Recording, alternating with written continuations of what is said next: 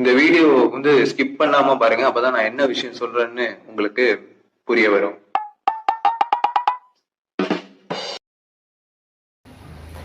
அனைவருக்கும் வணக்கம். நான் உங்கள் அருண் மனோஜ்குமார். நீங்கள் பார்த்து கொண்டிருப்பது பேக்ரவுண்ட் அஃபிஷியல் யூடியூப் சேனலுடைய லைவ். இது வந்து நம்மளுடைய 5th லைவ். இந்த லைவ்ல அதாவது நம்ம 5th வீக் ரிலீஸ் பண்ற லைவ். இந்த வீக்ல நம்ம எதை பத்தி பேச போறோம் அப்படின்னு பாத்தீங்க அப்படின்னா, செப்டம்பர் மாதம் 30 2016 வெளியான MS டோனி த அன்டோல்ட் ஸ்டோரி திரைப்படத்துடைய 8வது ஆண்டை நிறைவு செய்ய போகுது. இப்போ நாளைக்கு தான் 30 இல்லைங்களா? அதுக்கு நாளே நம்ம இந்த படத்தை பற்றி ஃபுல்லாக டைசெக்ட் பண்ண போகிறோம். ஸோ இந்த லைவை நீங்கள் ஸ்கிப் பண்ணாமல் பாருங்கள். அப்போ தான் நான் என்னென்னலாம் உங்களுக்கு சொல்கிறேன் அப்படிங்கிறது புரிய வரும். Right, okay. MS டோனி தி அன்டோல்ட் ஸ்டோரி இந்த திரைப்படத்தை பற்றி நம்ம பேசுவோம். நீராஜ் சோப்ரா அவங்களோட இயக்கத்தில் பார்த்தீங்க அப்படின்னா நடிகர் சுஷாந்த் சிங் ராஜ்புத் அவர் வந்து டோனியாவே அந்த படத்தில் வாழ்ந்துருப்பாப்புல. டோனியோடைய வாழ்க்கை வரலாறு இந்த திரைப்படமாக எடுத்திருப்பாங்க. உங்களுக்கு எல்லாருக்குமே தெரியும், 3 மணி நேரம் 10 நிமிஷத்துக்கிட்ட அந்த படம் இருக்கும். ஆனால் இப்போ நீங்கள் Disney+ Hotstarல பார்த்தீங்க அப்படின்னா 2 மணி நேரம் 57 நிமிஷத்துக்கு அந்த படம் இருக்குது. ஓகேங்களா? அன்கட் வெர்ஷன் வந்து பார்த்தீங்க அப்படின்னா 3:10 ஆமாம் 3 மணி நேரம் 10 நிமிஷத்துக்குள்ள ஒரு படத்தை அவங்க 2 மணி நேரம் 57 நிமிஷத்துக்கு ட்ரிம் பண்ணியிருப்பாங்க. இந்த திரைப்படம் பார்த்தீங்க அப்படின்னா என்னுடைய ஸ்கூல் டைம், நான் அப்போ தான் 10th படிச்சுட்டு இருந்தேன். அந்த டைம்லேயே இந்த படத்தை பற்றி நிறைய பெருசாக இம்பாக்ஷன் நிறைய ப்ரொமோஷன்லாம் விட்டுருந்தாங்க. ஈவன் MS டோனி அவர்கள் வந்து பார்த்தீங்க அப்படின்னா இந்த படத்தை எடுக்கிறதுக்கு அதுக்கான பெர்மிஷனுக்கு அவர் கொடுத்த சார்ஜ் எவ்வளோன்னா, அவர் வந்து எவ்வளோ ரூபாய் வந்து பார்த்தீங்க அப்படின்னா 45 கோடி ரூபாய்க்கு சார்ஜ் எடுத்திருக்காங்க. ஓகேங்களா? 45 கோடி ரூபாய் டோனிக்கு கொடுத்து அதுக்கப்புறம் அவங்கள்ட்டேருந்து அந்த கதை, அவங்களுடைய அந்த ரியல் ஸ்டோரியை வந்து சொல்லப்படாத கதைகளும் சொல்லிய கதைகளும் எல்லாத்தையும் சேர்த்து பார்த்தீங்கன்னா இந்த படத்தில் ஆட் பண்ணியிருப்பாங்க. நிறைய பர்சனலான சில சீன்ஸ் எல்லாம் கொஞ்சம் அப்படி இப்படின்னு கொஞ்சம் மேட்ச் பண்ணி சில விஷயங்கள் அவங்க பண்ணியிருப்பாங்க. எஸ்பெஷலி அந்த பிரியங்காங்கிற ஃபர்ஸ்ட் எக்ஸ்லவர், அது ஆக்சுவலாக பிரியங்கா சோப்ராக்கும் டோனிக்கும் உள்ள ஒரு சின்ன ஒரு சலசலப்பான கிசு அதை வந்து வேற மாதிரி கன்வே பண்ணி அது கொஞ்சம் சினிமா மெட்டீரியலாக அதை பயன்படுத்தியிருப்பாங்க. அதுக்கப்புறம் சாக்ஷி அந்த அந்த போர்ஷன்லாம் அவ்வளோ ரியலிஸ்டிக்காக ரியலான ஒரு போர்ஷனாக வந்து பார்த்தீங்க அப்படின்னா இது பண்ணியிருப்பாங்க. இதில் வந்து ஃபஸ்ட்டு சிஜி ஒர்க்கில் பார்த்தீங்க அப்படின்னா சுஷாந்த் சிங் வந்து ஹைட்டு ரெடியூஸ் பண்ணி கொஞ்சம் ஒரு ஸ்கூல் பையன் மாதிரி காமிச்ச விதங்கள்லாம் வந்து டெக்னிக்கலி சூப்பராக ஒர்க் பண்ணியிருப்பாங்க. நிறைய இடங்களில் வந்து க்ரீன் மேட் ஷாட்ஸும் நிறைய இடத்துல வந்து ப்ளூ மேட் ஷாட்ஸும் யூஸ் பண்ணியிருப்பாங்க. டெக்னிக்கலி அந்த படம் வந்து பார்த்தீங்க அப்படின்னா ரெடி ஆகிறதுக்கு ஒரு 3 வருஷம் ஆச்சு. ஓகேங்களா? 2012 முடிஞ்சு 2013 இந்த படத்தோடைய ப்ராஜெக்டை இனிஷியேட் பண்ணி அதுக்கப்புறம் 2016 செப்டம்பர் மாதம் 30 இந்த படத்தை ரிலீஸ் பண்ணியிருந்தாங்க. அண்ட் 2023க்கான வேர்ல்டு கப் மேட்ச் ஒன்று நடந்துச்சு இல்லைங்களா? அதில் வந்து ஆஸ்திரேலியா வர்சஸ் இந்தியா அப்படின்னு இருக்கிற அந்த டைமில் பார்த்திங்க அப்படின்னா திரும்பி இந்தியா வந்து வேர்ல்டு கப் அடிக்குங்கிற நம்பிக்கையின் அடிப்படையில் பார்த்திங்க அப்படின்னா இந்த திரைப்படத்தை திரும்பியும் ரீரிலீஸ் பண்ணியிருந்தாங்க. ஓகேங்களா? அப்போ வந்து அதேமாரி ரீரிலீஸ் பண்ணி சில இடங்களில் நல்லாவே வசூல் எடுத்துச்சு. சுஷாந்த் சிங் அவர்கள் வந்து இப்போ இறந்துட்டார். ஓகேங்களா? அவர் வந்து பாஸ்ட் அவே, அவருடைய 36வது வயசில் அவர் இறந்துட்டார். இருந்தாலும் அவர் நடித்த சில திரைப்படங்கள் வந்து நம்ம மனசில் என்றைக்குமே நிலைச்சு நிற்கும். அந்த அளவுக்கு அதில் MS டோனி த அன்டோல்ட் ஸ்டோரி திரைப்படம் என்றைக்குமே நிற்கும். ஒரிஜினல் டோனியே வந்து நடித்தாலும் இந்த அளவுக்கு பர்ஃபெக்ஷனெல்லாம் இருந்திருக்க முடியாது. அவ்வளோ பர்ஃபெக்ஷனாக இந்த படத்தை வந்து கொடுத்துருப்பாங்க. ஓகேங்களா? MS டோனி த அன்டோல்ட் ஸ்டோரினா நம்ம வந்து தலை டோனி தான் மைண்டில் வச்சு படம் பார்க்கணும்னு தோணாது. சுஷாந்த் சிங் ராஜ்புத் அவர்கள் தான் அப்படிங்கிற மாதிரி இருக்கும்.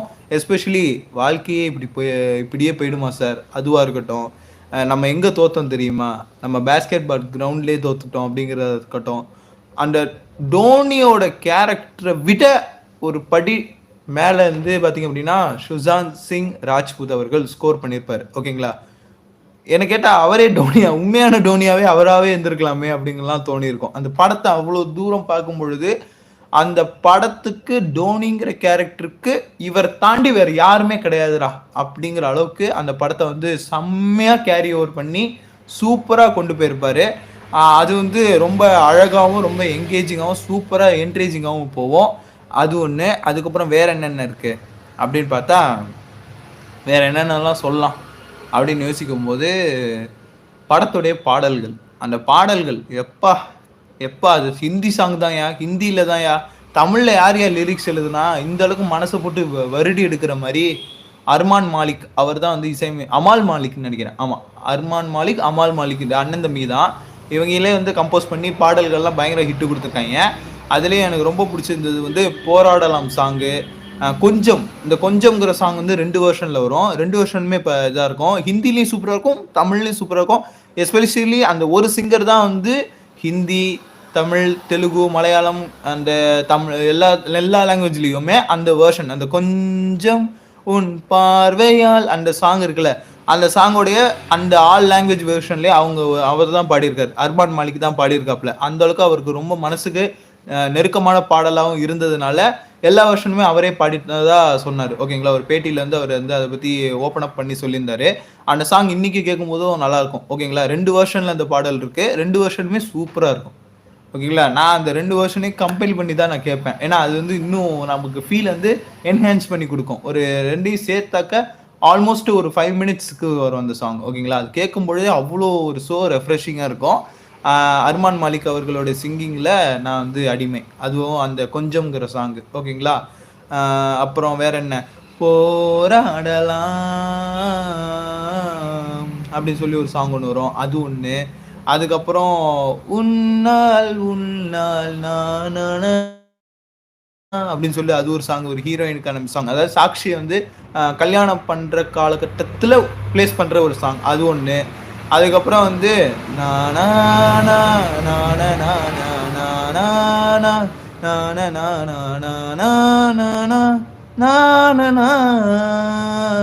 அது அது எனக்கு வந்து லிரிக்ஸ் தெரியல, பட் அந்த ஹம்மிங்க்கு நான்லாம் தனிப்பட்ட முறையில் ஃபேன். ஓகேங்களா, அவர் வந்து அந்த டைமில் அந்த ஃபேஸ் எப்படின்னா, அவர் கிரிக்கெட்டர் ஆகணும்னு ஆசைப்படுறாரு.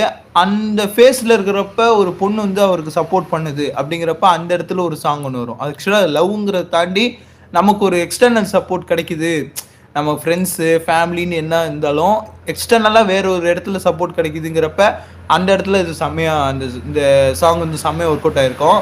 அண்ட் வந்து அது மட்டுமா அப்படின்னா நிறைய இடங்கள்ல இந்த பாடல் வந்து அப்படியே ஒழிச்சிட்டு இருக்கோம். ஓகேங்களா, அதுவும் நல்லாயிருக்கும். அதுக்கப்புறம் ஸ்கூல சாத்தணும் அப்படின்னு சொல்லி ஏதோ ஒன்று ஒரு நிமிஷம் இது இந்த பாட்டு வந்து படிச்சு கிழிச்சா சரியாகுமா இல்ல கிழிச்சு படிச்சா தப்பாகுமா, இந்த பாடல் அதாவது ஒரு ஃபோக் நம்பரில் சைல்ட்ஹுட் மெமரிஸில் வர்ற ஒரு சாங் சூப்பராக இருக்கும். அப்போ வந்து அவர் படிச்சுட்டு இருப்பாரு, அதே சமயத்தில் கிரிக்கெட் கிரவுண்டில் போய் ப்ராக்டிஸ் பண்ணிட்டு இருப்பாப்புல சின்ன வயசுலேருந்து. அந்த கோச்சை அந்த டைமில் ஒரு சாங்கு, அது ரொம்ப மோஸ்ட் அண்டர்ரேட்டட் ஒரு ஃபோக் சாங்கு. ஆக்சுவலாக இது ஒரு செலிப்ரேஷன் சாங்கும் கூட. ஓகேங்களா, அந்த சாங்க்கெலாம் ஆனுவல் டேயில் செம்மையாக டான்ஸ் ஆடலாம். அது வந்து நம்ம ஆளுக்க மிஸ் பண்ணிட்டாங்க. கொஞ்சம் இந்த மாதிரி ப்ரைவேட் ஸ்கூல்ஸ் இந்த மாதிரி யாராவது ஆனுவல் டே ஃபங்க்ஷன் கொண்டாடினீங்க அப்படின்னா நான் இந்த சாங் ஒன்று சஜஸ்ட் பண்ணுறேன். MS டோனி த அன்டோல்ட் ஸ்டோரியில் இருக்கிற படித்து கிழிச்சா அந்த சாங்கை மட்டும் நீங்கள் வந்து பார்த்தீங்க அப்படின்னா யூஸ் பண்ணி நீங்கள் பர்ஃபார்ம் பண்ணுங்கள். சூப்பரான ஒரு சாங்கு, நல்ல ஒரு பயங்கரமாக ஒரு குஷியாக இருக்கும். அதுவும் சில்ட்ரன்ஸ் டே இப்போ November 14 வருது இல்லைங்களா, அந்த இதுக்கு இந்த சாங்கு செம்மையாக ப்ளேஸ் பண்ணுங்கள், சூப்பராக இருக்கும். படிச்சு கிழிச்சா சரியாகுமா இல்ல கிழிச்சு படிச்சா தப்பாகுமா, அந்த சாங். ஓகேங்களா, சரி அடுத்து வேற இந்த படத்துல அவ்வளோ மேக்கிங்க. MS டோனி அவர்கள் வந்து இந்த படத்துல வந்து அவர் வாழ்ந்ததை விட சுஷாந்த் சிங் வந்து அந்த படத்தோட கேரக்டரா எடுத்து உண்மையான டோனியாவே அவர் வாழ்ந்துட்டாரு அப்படிங்கிற அளவுக்கு தான் எங்களுக்கு இருக்கும். அதாவது எங்க ஊர் டோனி இவர் தான்யா, அவர் சுஷாந்த் சிங்னு சொல்லாதீங்க, எங்க ஊர் டோனின்னு சொல்லுங்க, டோனியோடைய மறு அவதாரம்னு சொல்லுங்க அப்படிங்கிற அளவுக்கு அந்த மனுஷன் பிரிச்சு விட்டுருப்பாப்புல. ஓகேங்களா, மொரட்டா பண்ணி விட்டுருப்பாப்புல. அவருடைய அந்த லாஸ்ட் ஒரு திரைப்படம் வந்து தில் பேச்சாரா, அது இப்போ Disney+ Hotstarல ஹையஸ்ட் வியூ, OTTலேயே வந்து மிகப்பெரிய சாதனையை படைச்சிச்சு. பட் அந்த மனுஷன் வந்து இப்போ உயிரோட இருந்திருந்தாரு அப்படின்னா அடுத்த ஒரு MS Dhoni untold story part 2 கூட வந்திருக்கும். ஓகேங்களா, அந்த மாதிரி அவ்வளோ ஒரு சாலிடான ஒரு மனுஷன், அவ்வளோ சாலிடான ஒரு ஆக்டர் நம்ம வந்து இந்த இண்டஸ்ட்ரியில் இந்த இந்திய திரையுலகமே வந்து இழந்திருக்கு அப்படிங்கிற ஒரு விஷயத்த இந்த இடத்துல நான் கன்வே பண்ண விரும்புகிறேன். படத்தை அவ்வளோ நேர்கோட்டில் கொண்டு போய் நீராஜ் சோப்ரா அவர்கள் வந்து பயங்கரமாக கொண்டு போயிருப்பாப்புல. ரொம்ப அழகான ஒரு திரைப்படம். ஓகேங்களா, ரொம்ப அழகான ஒரு திரைப்படத்தை வந்து நமக்கு ப்ரெசென்ட் பண்ணது தான் இந்த படத்தை வந்து பயங்கரமாக இன்றைக்குமே நம்மளால் அதை எடுத்து பேச முடியுது. 6 வருஷம் கழிச்சுமே பேச முடியுது, இன்னும் ஒரு 6 வருஷம் கழிச்சு கூட பேசலாம். அந்த அளவுக்கு ஒரு எவர் கிரீனான ஒரு பயோபிக் ஃபிலிம், அது ஸ்போர்ட்ஸ் ரிலேட்டட் பயோபிக் மூவி. ஒரு மனுஷன் இப்போ உயிரோட வாழ்ந்துட்டு தான் இருக்காரு, அந்த மனுஷனுடைய பயோபிக்ல வந்த முதல் திரைப்படம் இதுதான், ஃபர்ஸ்ட் திரைப்படம். அதுக்கப்புறம் இப்போ ஃபாலோஅப்பில் நிறைய திரைப்படங்கள் வந்துடுச்சு.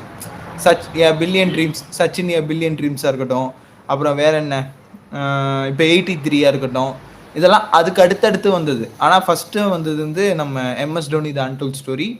இந்த திரைப்படத்தில் வந்து நிறைய விஷயங்கள் நிறைய விஷயங்கள், ஒரு ஃப்ரெண்ட்ஸ் சப்போர்ட்னா எப்படி, அதுக்கப்புறம் கொலீக்ஸ் அமைகிறாங்களே, அவர் ட்ரெயின் டிக்கெட்டு கலெக்டராக இருப்பாப்புல அங்கே இருக்கிற சினாரியோஸ்லேருந்து எல்லா சினாரியோஸையும் அப்படியே கொண்டு போய் ஒரு மனுஷனோட மொத்த சகாப்தத்தையும் நமக்கு வந்து ப்ரெசென்ட் பண்ண விஷயம். வாழ்க்கை இப்படியே போயிடுமா சார், அந்த டைலாக் இன்ன வரைக்கும் என் மனசில் ஓடிக்கிட்டு இருக்கு. நம்ம இப்போ தொடர்ச்சியாக வீடியோக்கள் பண்ணிகிட்டு இருக்கோம், பட் யாருமே நம்ம வீடியோ வந்து பார்த்து ரெஸ்பாண்ட் பண்ணுறாங்களா அப்படிங்கிறது எனக்கு தெரியல. பட் இன்னும் நம்ம வாழ்க்கை இப்படியே போயிட்டுருக்குமா, ஒரு மாற்றம் வராதா அப்படின்னு இன்னும் நான் வந்து ஏங்கிட்டு இருக்கேன். என்னோடய ஏக்கம் வந்து என்றைக்காக இருந்தாலும் நிறைவேற்றப்படும். ஆனால் அந்த ஏக்கம் என்னை எப்படி சொல்கிறது, வேறு விதமான பாதிப்பை ஏற்படுத்தாத வகையில் அந்த ஏக்கம் வந்து ஒரு நாள் நிஜமாக்கப்படும் அப்படிங்கிற ஒரு விஷயத்த இந்த இடத்துல நான் சொல்லிடுறேன். அண்ட் வந்து அது மட்டுமா அப்படின்னா, அதையும் தாண்டி நிறையவே பேசலான்னு தான் மைண்டில் இருந்துச்சு. பட் போதும், இந்த அளவுக்கு போதும்.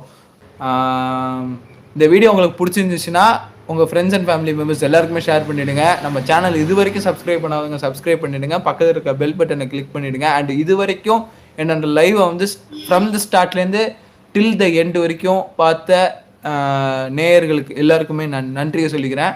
வியூஸ் கம்மியாக இருந்தாலும் பரவாயில்லைங்க, மனசுக்கு நிறைவாக ஒரு வீடியோ நம்ம பண்ணிட்டோம், அவ்வளோதான். இதை வேற நான் இப்போ தனித்தனியாக கட் பண்ணலாமா, இல்லை இதே வீடியோ அப்படியே நம்ம அப்லோட் பண்ணிடலாமா அப்படின்னு யோசிச்சுட்டு இருக்கேன். அடுத்த வாரத்தில் ஒரு நல்ல கண்டென்ட்டோடு உங்களை நான் சந்திக்கிறேன். நன்றி, வணக்கம். வணக்கம்.